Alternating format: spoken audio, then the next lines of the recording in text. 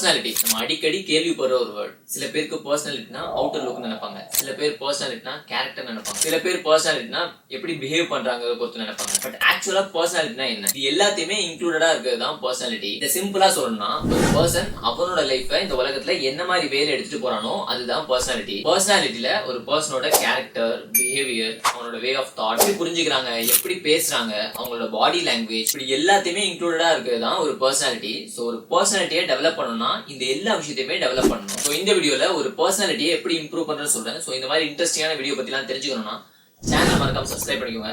நான் welcome back to my channel. ஒரு பர்சனாலிட்டியை டெவலப் பண்றதுக்கு ரொம்ப ரொம்ப இம்பார்ட்டன்டான ஒரு விஷயம் நோ யுவர் செல்ஃப். ஏன் ஒரு பர்சனாலிட்டி டெவலப்மெண்ட்டுக்கு உங்களை பத்தி நீங்களே தெரிஞ்சுக்கிறது ரொம்ப இம்பார்ட்டன்ட்னா, ஃபார் எக்ஸாம்பிள் எங்க அப்பா ஒரு பிசினஸ் ரன் பண்ணிட்டு இருக்காருன்னு வச்சுக்கோமே. இப்போ அந்த பிசினஸை நான் டேக் ஓவர் பண்ணி அதை டெவலப் பண்ணணும்னு நினைக்கிறேன்னா, ஃபர்ஸ்ட் ஆஃப் ஆல் அந்த பிசினஸ் எப்படி போயிட்டு இருக்குது, என்னென்ன ரீசனால இந்த பிசினஸ் வந்துட்டு டல்லா இருக்குது, ஏன் இம்ப்ரூவ் ஆகலன்னு சொல்லிட்டு இப்படி எல்லா விஷயத்தையுமே அனலைஸ் பண்ணா மட்டும்தான் என்னால அந்த பிசினஸை டெவலப் பண்ண முடியும். ஸோ அதே தான் இங்க பர்சனாலிட்டி டெவலப்மெண்ட்டுக்கும். ஸோ உங்களோட பர்சனாலிட்டியை டெவலப் பண்ணணும்னா நோயிங் யுவர் செல்ஃப் வந்து ரொம்ப ரொம்ப இம்பார்ட்டன்ட். ஏன்னா உங்களை பத்தி உங்களை விட யாருக்குமே நல்லா தெரியாது. ஒரு மிரர் முன்னாடி நின்றுட்டு உங்களை நீங்களே கொஸ்டின் பண்ணிக்கோங்க. அண்ட் அது மூலியமா உங்களோட பாசிட்டிவ் அண்ட் நெகட்டிவ் உங்களுக்கு தெரிய வரும்.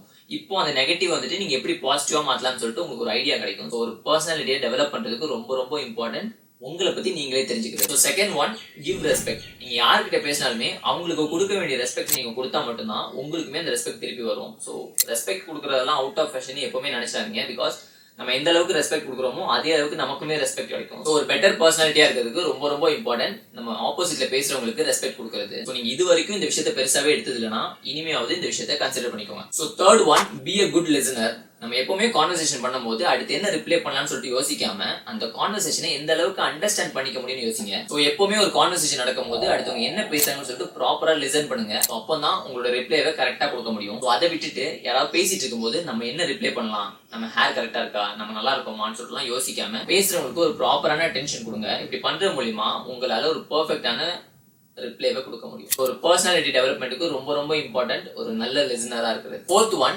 எப்பவுமே உங்களுக்குள்ள ஒரு ஃபன் எலிமெண்ட் இருக்கிற மாதிரி பாத்துக்கோங்க. பிகாஸ் நம்ம யாருக்குமே எப்ப பார்த்தாலும் உருன்னு சிடுசிடுன்னு இருக்கிற ஒரு பர்சன் கிட்ட ஃப்ரெண்ட்ஷிப்போ இல்ல ஒரு கான்வர்சேஷனோ பில்ட் பண்ண தோணவே தோணாது. நான் ஸ்கூல் படிக்கும்போது எனக்கு ஒரு பிரின்சிபல் இருப்பாரு. அவர் எப்ப பார்த்தாலுமே வந்துட்டு உருன்னு அப்படியே இருப்பாரு. அந்த மனுஷன்ட்ட போய் பேசவும் தோணாது, லைக் நம்மளோட ஒப்பீனியனுமே சொல்ல தோணாது.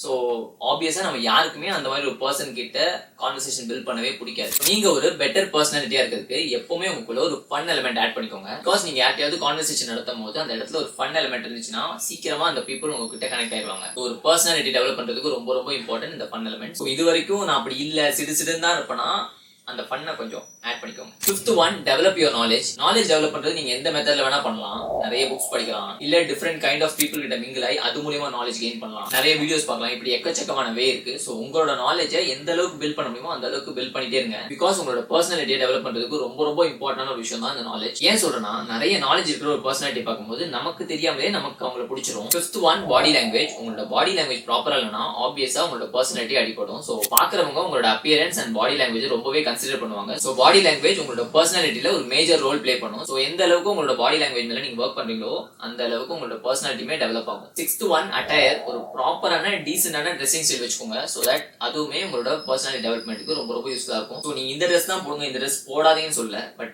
அது உங்களுக்கு எந்த அளவுக்கு கரெக்டா இருக்குன்னு பாத்துக்கோங்க. எந்த ஒகேஷனுக்கு போறோமோ அந்த ஒகேஷனுக்கு சூட் ஆகுற மாதிரியான ட்ரெஸ் வந்துட்டு சூஸ் பண்ணுங்க. ஸோ இந்த விஷயமுமே உங்களோட பர்சனாலிட்டியில ஒரு மேஜர் ரோல் பிளே பண்ணும். So seventh one, be your self. இவங்கள மாதிரி ஆகணும் அவங்கள மாதிரி ஆகணும்லாம் யோசிக்காம நீங்களா இருங்க. நீங்க ஒருத்தவங்க மாதிரி ஆகணும்னு நினைச்சீங்கன்னா உங்களோட ஜோனை விட்டுட்டு நீங்க அவங்கள மாதிரி ட்ரை பண்ணுவீங்க. ஸோ எப்பவுமே நீங்க இன்னொருத்தவங்க மாதிரி ஆகணும்னு நினைக்காதீங்க. அப்படி ஆகுதுக்கு பதிலா உங்களோட வெர்ஷனே எப்படி பெட்டர் பண்ணணும்னு நினைங்க. ஸோ அப்படி பண்றதா உங்களோட பர்சனாலிட்டியை டெவலப் பண்றதுக்கு ரொம்ப ரொம்ப யூஸ்ஃபுல்லா இருக்கும். Eighth one, confident. ஒரு பெட்டர் பர்சனாலிட்டியா இருக்கிறதுக்கு எப்பவுமே உங்க மேல உங்களுக்கு கான்ஃபிடென்ட் இருக்கணும். ஸோ எப்பவுமே என்னால முடியுமான்னு யோசிக்காம என்னால முடியும்னு நினைங்க. அதுதான் நீங்க ஒரு பெட்டர் பர்சனாலிட்டியா இருக்கிறதுக்கு முக்கியமான காரணம். That's all. இந்த விஷயத்தை எல்லாத்தையுமே மைண்ட்ல வச்சுட்டு இது எல்லாத்தையுமே உங்களோட லைஃப்ல இம்ப்ளிமெண்ட் பண்ணுங்க. So that உங்களோட பெட்டர் வெர்ஷனை உங்களாலேயே இந்த 2024ல பார்க்க முடியும். பாய்.